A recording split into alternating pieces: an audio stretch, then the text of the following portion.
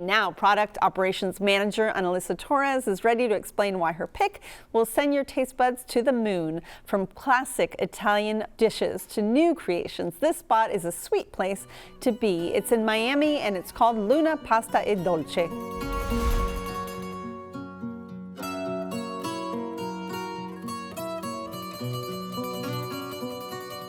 Hola, soy Gabriel Medici, dueño de Luna Pasta Dolci. Cuando comenzamos Luna era como que aparecimos en el neighborhood y la gente enseguida estaba súper feliz, súper contenta, súper agradecida de que existíamos y le llamaba mucho la atención, pero mucho que hacíamos todo de scratch.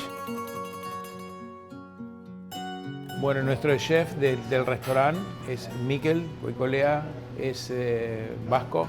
Y bueno, nos divertimos mucho y nos animamos a hacer cositas italianas, pero con toquecitos más un poco español o más nuestro para nosotros. La verdad que yo me concentro mucho en hacer algo para mis clientes. Es como que me olvido un poco todo lo que pasa por ahí afuera y es cómo vos podés hacer algo simple, con pocos ingredientes y que sea delicioso.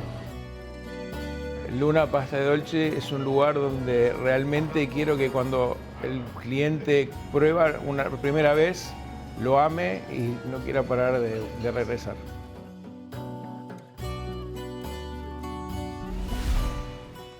Okay, Annalisa, so I know that you're a regular here, and I'm guessing it's because, number one, you live a couple blocks away. Is that correct? Yeah, so I don't live there anymore, but my parents still live in that area. I grew up there, so I definitely make it, a thing to go check out. I should say that it's my area too. Yeah. We are neighbors, yes.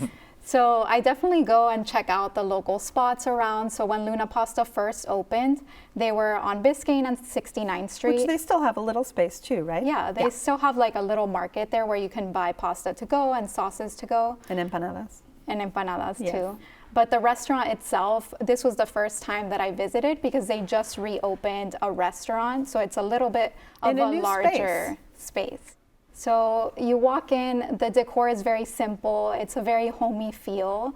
My grandmother is Italian, so I definitely grew up eating a lot of pasta and really just enjoy Italian cuisine. I can tell when a restaurant gives you boxed pasta versus fresh pasta, and this is definitely a place where you get fresh pasta, and every bite for every dish is just truly like an experience, and I really love this spot and go to it all the time. Bradley, when you went, it was really busy? Yeah, it was a Thursday night and super packed. I was able to sit by the bar, so it was pretty easy, and ran into an old friend actually, so it's definitely a local, really good energy spot. What did you think when you walked in?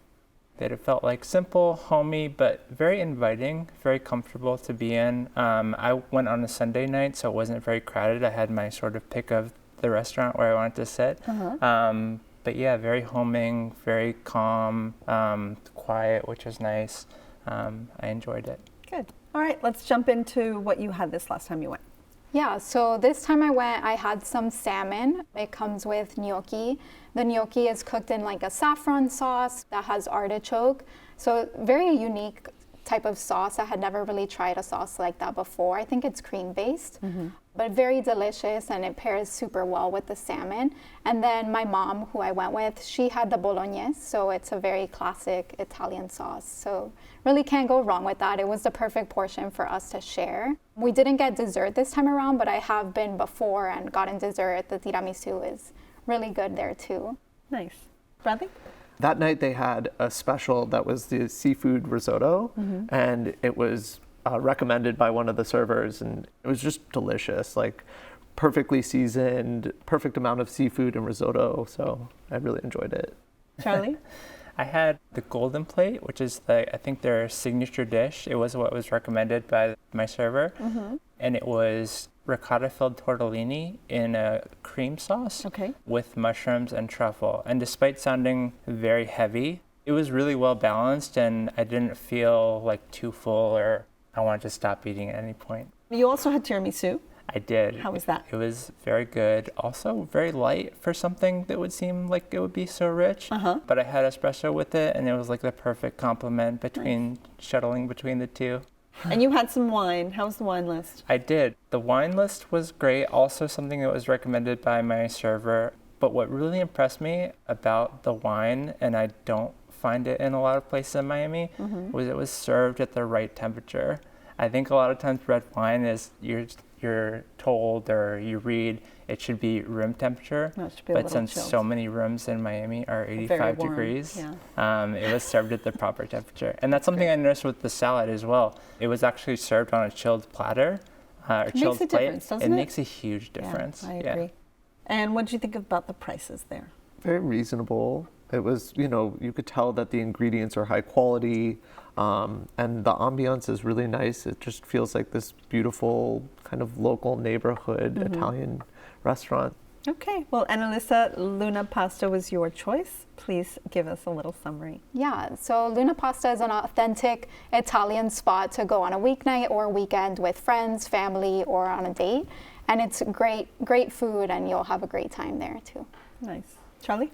Luna was very warm, comforting. I would say that anytime you're craving a nice, homemade, very tender bowl of pasta, that would be where you should head. Perfect. Bradley?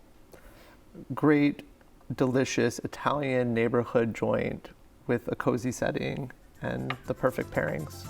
For a creative take on traditional dishes, you can visit Luna Pasta e Dolci, located at 6927 Biscayne Boulevard in Miami. They are open daily for lunch and dinner. Reservations are accepted, where the average price for dinner without drinks is about $60.